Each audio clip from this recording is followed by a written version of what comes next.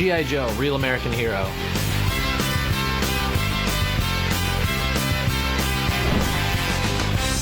When you do animation, you have to know what the concept is in advance, what the style is going to be. One of the first things he says is, I want to do an animated episode, somewhat in the 80s style.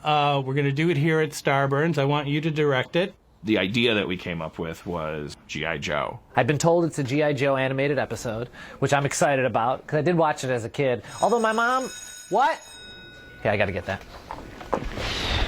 Guys, we're a squad. You're making me look bad. Well, if you're so great, Wingman, show us how it's done. Making an animation episode happens in phases. There's the, are we going to do this and how are we going to do it and what is it going to be phase. The second phase is, you're supposed to be writing this, why aren't you writing it? We have these people working on something that doesn't have a script phase. The third and final phase is the, we're all done shooting the other community episodes. We're still editing them and doing the second season of Rick and Morty, but we still need a script because we have to have this thing done in time to air after the Winter Olympics, which are fast upon us.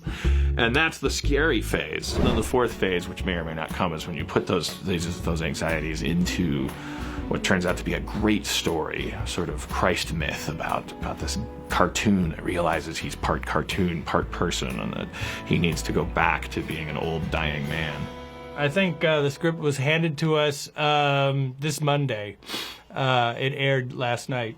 Dan Harmon has a habit of turning things in at the very last minute, and this was turned at the very last second. The animated episode simply plunges you into the world of G.I. Joe, and it as quickly as possible sort of intimates to you, the viewer, and to the protagonist, Wingman, that something isn't right. Something is off about the world of G.I. Joe. What? Oh no, what are you doing? Everyone's sort of shocked by this because no one in the G.I. Joe universe has ever killed anyone since the beginning of recorded history. Yo, Joe! That's the kind of stuff that we would make jokes about in the studio at the time, but we couldn't show it on TV. We talked about for a while, the default was, okay, this must have something to do with Abed's psychosis. Why is Abed seeing things as 80s G.I. Joe? Why would he do that? He's a young fella. And that conversation led to, wait a minute, why are we asking about Abed? Why don't we ask ourselves who would be the one that would naturally be having some delusion that things were animated in that style? And the answer was Jeff, because he was a little boy in the 80s. You guys are my friends in real life. This is my imagination or something. There's a sort of unspoken rule in television that, everybody has to be relatively young. And it was an interesting idea for us to just go, what if Jeff was 40? What if we stopped pretending he was eternally 32? I'm 40. Wow. Yeah, we knew that. Huh. I guess we knew that you had to be around 30 when we met. And it has been 5 years. And even if he had been 32, we have to know he would be... This isn't helping.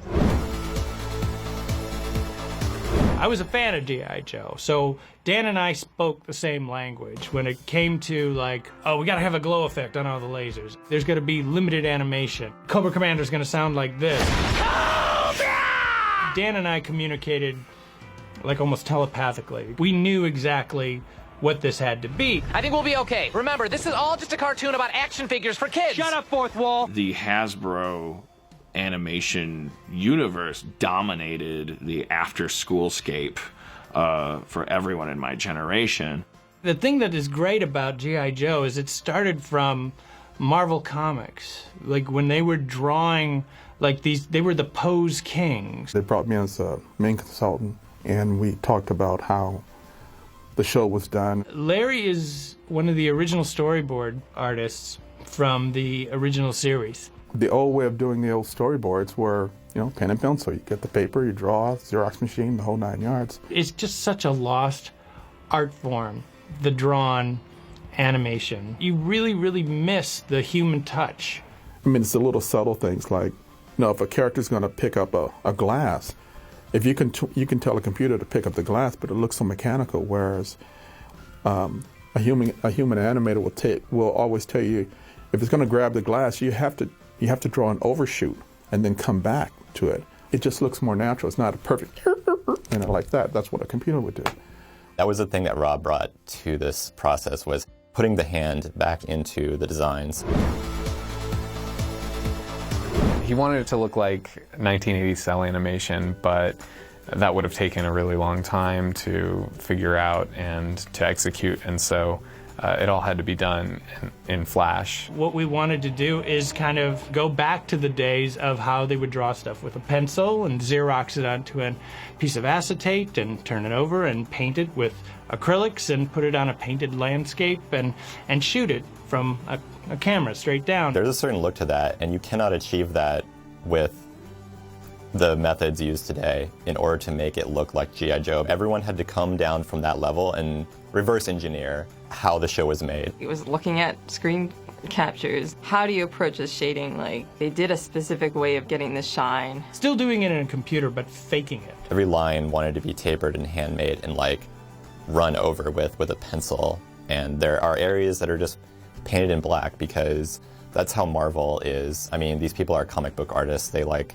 areas of black and shading and dramatic lighting. Battle stations!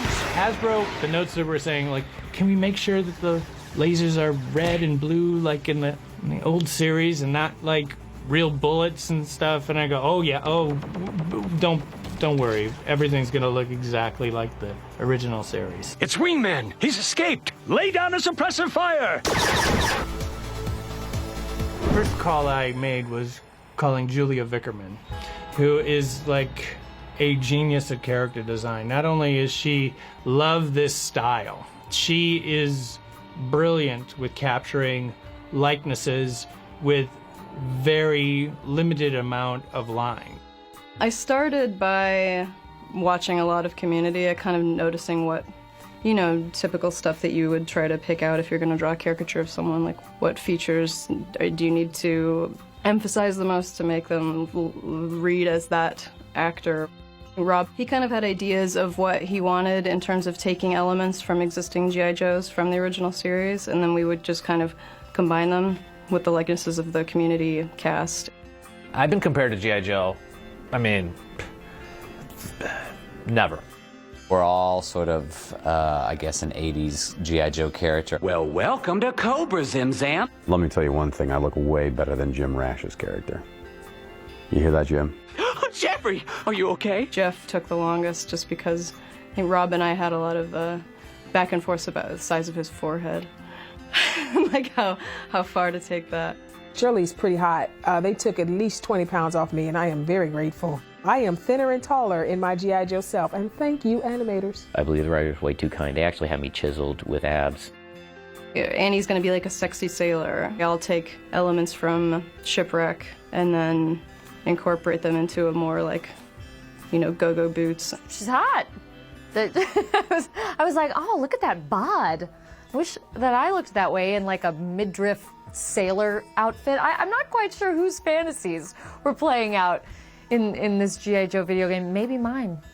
And we designed all the characters, and then we're just kind of waiting for Harmon to finish everything. It's a condition that comes on when you get to a certain weight. Oh, I see. So is there a Mr. type ship? Once Harmon did his draft, then he'd added in like 12 new characters. So I kind of came back after thinking I'd been done for like a couple months, and I kind of came back and did those 12 additional characters, which was like sleep apnea and hat muffs is one of my favorites.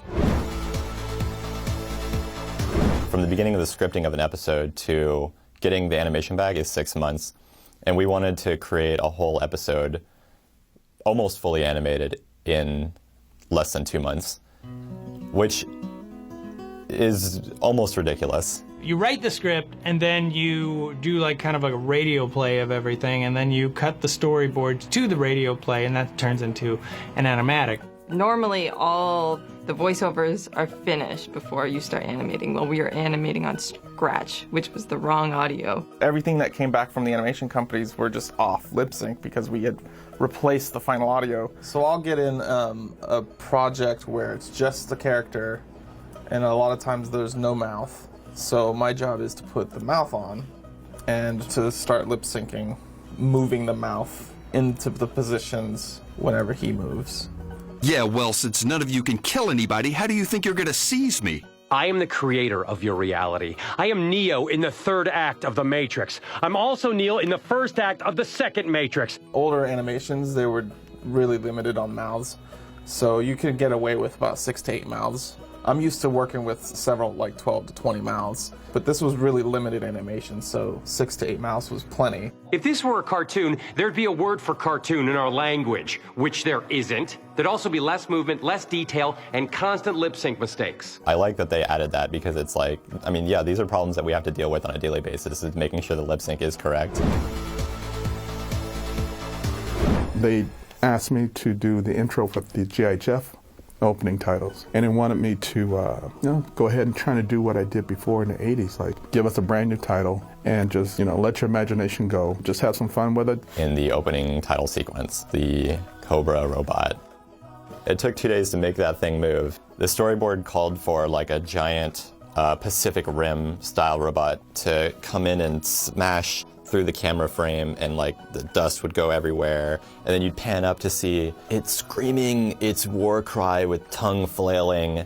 And I worked for 2 days to design the front and side view and like walking of it.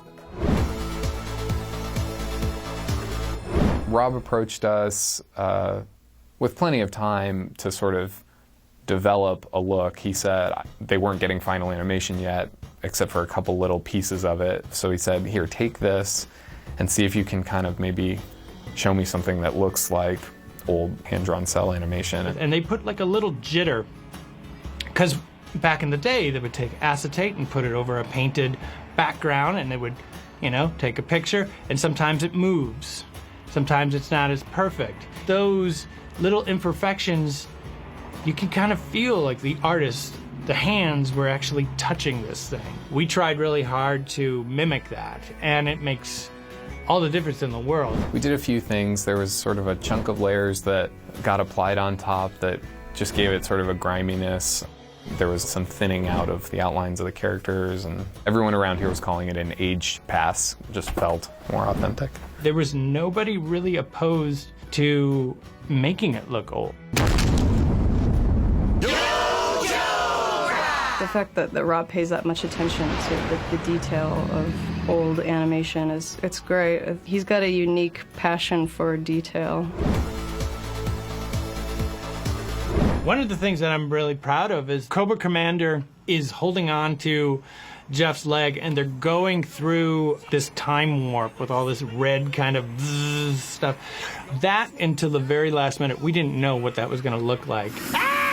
I can feel it! Was a specially designed sequence with a system called Scanimate, and it's an old 70s, 80s style computer graphics that if you were to see the computer, it'd probably fill an entire room, and there's only 5 in the world. And they did all of these commercials and all that kind of old school CG, pre-Tron CG, and I just out of the blue went, oh, I remember this guy. And then I emailed him. I said, hey, would you have time to send us something this weekend? We're desperate. I said, I wanted it to look like how Megatron turns into Galvatron in the Transformers movie. And he sent us all like this amazing CG stuff, because he still has one of the computers, and created like these amazing, totally accurate backgrounds. And we kind of just took it and turned it and made it more horizontal in some shots. You can't get more 80s than this. It's got chrome, it's blue and red, and the CG. Oh, I was in heaven. That made me very proud that like every level of this was accurate. Why do I just have random pains in my body? Ryan Nagata, who's a good friend of Dan and ours, who worked at Channel 101, who is a genius of building props. We hired him to do the characters and the props. Oh, look at that. It's a child's toy. He designed the sub-chapter right here, which he just scratch built from a bunch of different, I don't know if it's G.I. Joe stuff, but he just kind of finds a way to make it work. G.I. Joe must be destroyed. Cobra is coming for attack. One thing that I thought was very interesting, doing the commercials is the kids, they didn't know how to play with action figures. I had to teach them how to make them walk. Originally they were like this, but I had to no, you gotta grab them by the ankles and make them walk like this. When you shoot with children, you can only shoot for like 8 hours. It was really, really hard. And eventually, if you look closely, the kids are no longer involved. It's just like the makeup ladies with their sleeves pulled up, dancing around with the characters. Yo, Joe, bruh! I don't know how we did it. We were drawing stuff this Monday. Your idea was doing exactly what we did to those other guards back at headquarters? It was proven effective. I don't know, seems kind of cheap. From an animated perspective, very cheap. This feels like a real 80s cartoon, like where everyone's just slammed for time and they're just banging it out as fast as they can. And I was having fantasies of like, if I got hit by a car, I wouldn't have to go to work anymore. You don't have to make us feel bad. My all-time favorite moment was when we got all the scenes into the edit bay, and the executive producers, the directors, all went into the edit bay and started to watch it all down for the first time, and that's the first time I heard anybody laugh at the episode. It was pretty exciting to see that come together, and all that horrible pain and stress that Dan Harmon puts you through kind of makes it worth it when you nail that look. Graffiti is bad. Go play sports. Cool! I get it! it was very much like, wow, a bunch of friends getting together to really make this happen, like people who are passionate about Rob and passionate about Dan. And I love the humor. You know, it's the kind of stuff we couldn't do back then. You don't really have expectations as an actor when you sign in for a sitcom that you're going to get to see yourself animated or that you'll be merchandise available for purchase at the NBC store. I watched a lot of G.I. Joe as a kid, so to be in a G.I. Joe it's great. This was probably the worst experience of my life, but I would love to do it again.